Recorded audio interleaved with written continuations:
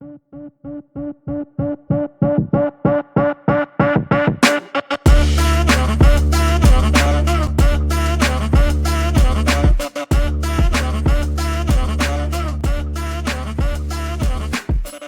up, everyone? Welcome to another episode of Packers Rookie Preview. I am your host, Tyler Brook. Today, going over 6th-round pick Karl Brooks, the edge/D lineman out of Bowling Green. Got another Colby Wooden situation for you. However, came away much more impressed with Brooks, and I'm really excited to dive into the film. However, before we get started, I promised a giveaway. We've broken 715 subscribers. Awesome numbers. To get to 1,000, we are unveiling the giveaway. $100 NFL Shop gift card and a copy of my book. Let's get it over here. Here we go. Science of Football. I am struggling with this. You'll get the gift card. You'll get the book. Just got to follow a couple very easy steps. 1, in the bio, you'll see a link to a tweet. Retweet that tweet. Subscribe to the channel. Once we hit 1,000 subscribers, we'll give those away. It's that easy. If you have any questions about that, be sure to leave it in the comments, but it should be a pretty straightforward one. Once we hit 1,000 subscribers, we're going to do that giveaway. Very excited to announce that. That's all we got, so make sure you subscribe, be a part of that giveaway. For now, why don't we go ahead and dive into the film, talk a little bit more about Brooks, the player. So initially, Brooks was listed as an edge. It's sounding like more likely he's going to play defensive line in Green Bay. I have some questions about that, but we'll get into that later. Definitely a bigger edge for Bowling Green, 6'3", so 6'3 and 3/8, 303 pounds. Not the longest guy by any stretch. Relative athletic score is pretty low, especially for a defensive tackle at 5.87. So that RAS is for a defensive lineman. However, the production was absolutely there at Bowling Green. He was a first-team All-MAC in 2022. I believe he was second or third team in 21. Over his career, 27.5 sacks, 46 TFLs, 5 forced fumbles, 5 pass breakups, 2-time team captain.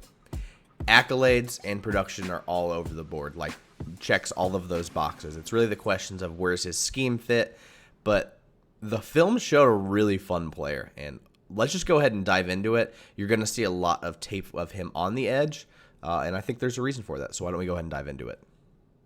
So one thing that shows up time and time again with Brooks is just how comfortable he is timing up the snap. Now, admittedly, does get him in trouble every now and then. He is going to jump offside sometimes. He is so loaded up that he's just ready to go at all times. But that being said, you just see him right there. For the commenters that were talking about it, arrows are the move. The circles weren't doing it. But Brooks here on the far left side, we slowed this one down so you can see it, just how well he times up the snap when he gets a feel for it. I mean, every second can make the difference. I mean, if you can get off a step sooner, half a step, a quarter step sooner than the offensive lineman, it's going to force the issue for him. He's not going to be able to get into his set and get his timing down like he's used to. Gives the edge rusher an advantage. If it's not such a quick game throw, I mean, Brooks does a pretty good job translating speed to power there, that he can collapse the pocket pretty quickly. So again, just see how quickly he's off the ball, right into the lap of the offensive tackle. I mean, they get the throw off, and again, it's a quick game, but just wanted to show that snap timing as best I can. Another one where he's able to get off pretty quickly. But we're looking out here. For a guy that's 303 pounds, he really does a good job of setting up his inside moves. And we have quite a few of those on tape. We watched Mississippi State, Toledo, and then their bowl game against New Mexico State. And the inside moves show up a lot. Sets up outside, jabs there with his outside foot. There. Breaks inside. Has the size to get through the guard. Forces the quarterback to get off his pocket. Throw away. I mean, here against, less qualified tackle. And again, a lot of his production comes against the MAC, and we can make all the arguments we want about production, but, I mean, he's still making plays and still doing some stuff that's really impressive. So here, another inside move. This one a little quicker. Tough, jump step, hop step for the left tackle, trying to get out, force the issue. Just such a quick reaction from Brooks. Gets inside, clean pocket, easy sack. We'll take another quick look at that, just how quickly he cuts inside this time. He has a very good feel and timing of what the offensive tackle's trying to do and reacts to it, not just with his moves, but his hands. Well, you'll see hands flash here and there on this film. He's an impressive technician for a guy that's playing in the MAC. I will say that as a pass rusher. So here, got lined up there.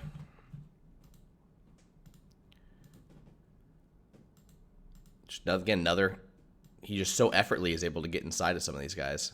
Waits until the tackle's trying to stab his hands too, and that's when he makes his move. Quick step, inside. Doing it against the run as well, on a draw. Definitely has a nose for the football. Guy with that much production, that shouldn't be a surprise, right?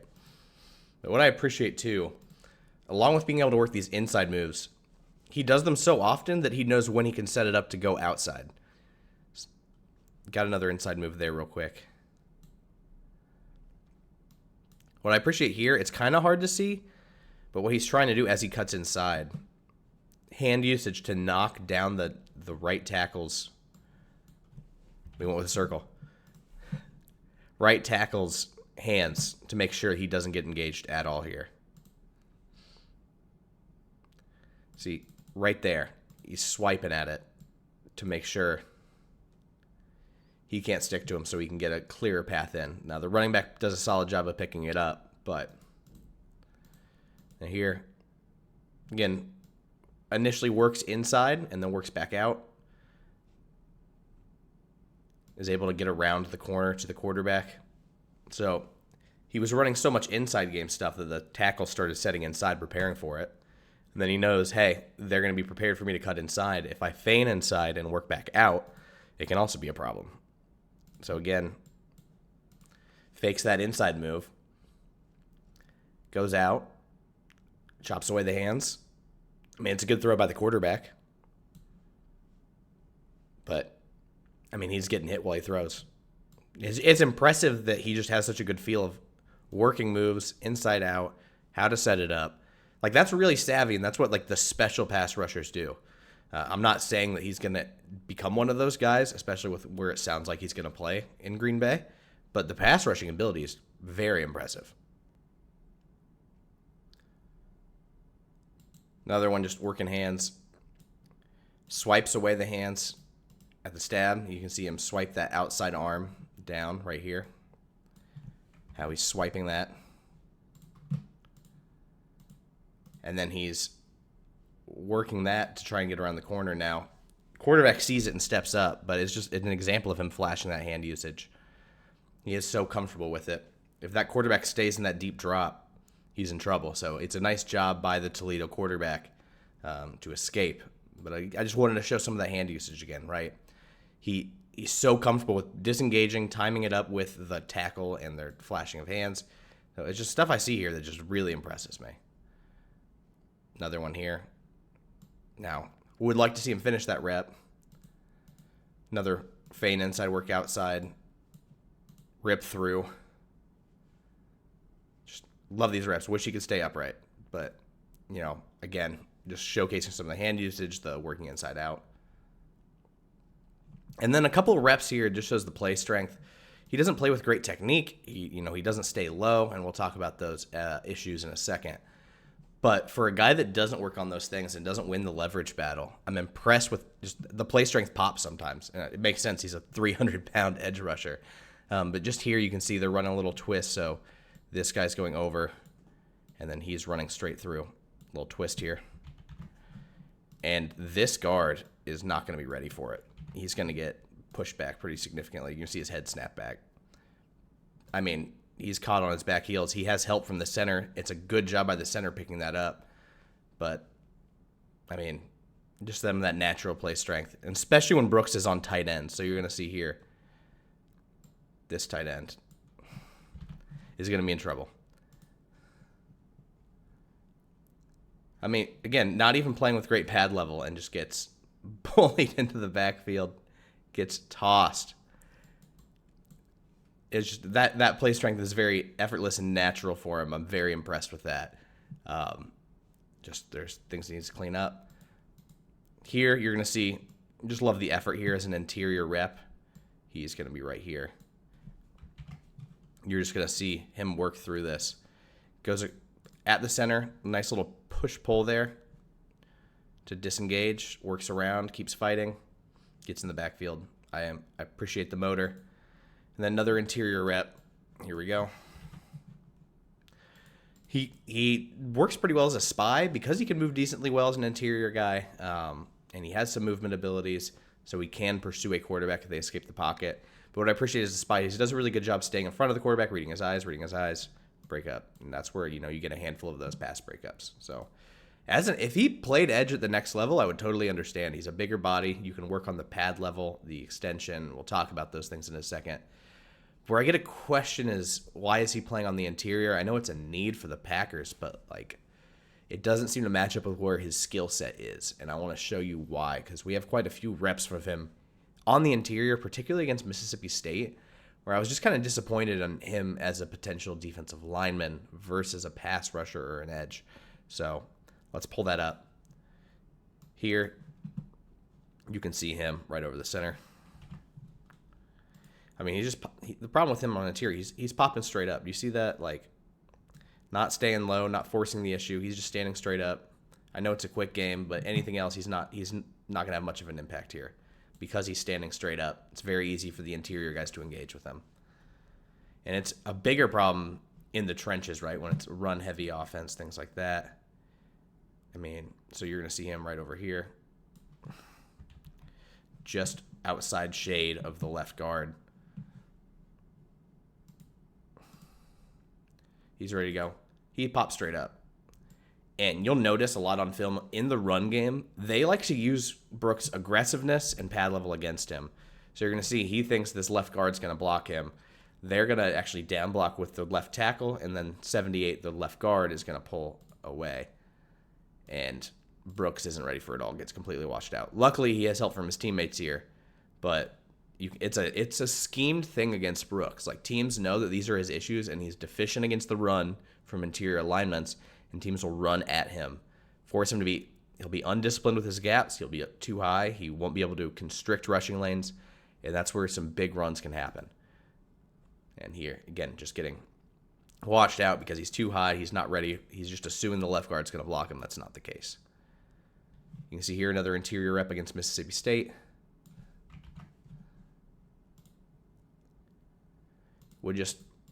I love how he always likes to work hand usage, but in a situation like this from an interior, you're probably better off just getting extended and bull rushing. Because he gets locked up, he's unable to get extended, and he just gets controlled that whole rep. He has the play strength. We just showed it. He just doesn't get extended often, and he doesn't have that pad level. He can get kind of, from an interior alignment, can get kind of manhandled easily if he's not able to work a move, which is, again, where he looks so much more comfortable on the edge, is he has that time and space to work moves, to establish timing with the strike of the offensive lineman. It's just not the same when you're from that, interior alignment. Here, right there. Now this one is bad. You would think here he's either trying to go, I would imagine, if the back's away from you typically, he's kind of shaded there, you'd want A gap, you'd want him control the B gap, and then you'd want the other guy out here covering the outside, and then you have some little help from this other linebacker kind of wide alignment here. So theoretically all gaps should be accounted for. Now the problem here is this right tackle is smart enough to go, hey, I'm going to engage with Brooks first, let this outside guy just try and deal with it. And what happens is Brooks, instead of fighting for that B gap, kind of just invites the B gap to be wide open. He's fighting the right tackle instead of the right guard. The inside linebacker, who's kind of on his own out here, is left to himself. And so you have, the widest possible rushing lane right here. And that's a huge issue because Brooks not only is washed out, but he's not even fighting to constrict a lane. He's just inviting himself to get washed out of this play. The other, I can't tell if that's a safety or a linebacker from super wide alignment, can't get there in time. And then it's an explosive play generated. And a lot of that is on Brooks. So some of it's the scheme. You have a pretty light box there with, your safeties or linebackers playing out so wide. And I get it, you're playing Mississippi State's air raid. But in an instance like this, you just need to be more gap sound, especially from Brooks. So again, look, he just washes himself out of the play, does nothing to try and constrict any kind of rushing lane. His inside linebacker gets beat. 64 is controlling him, and then it's just a massive run.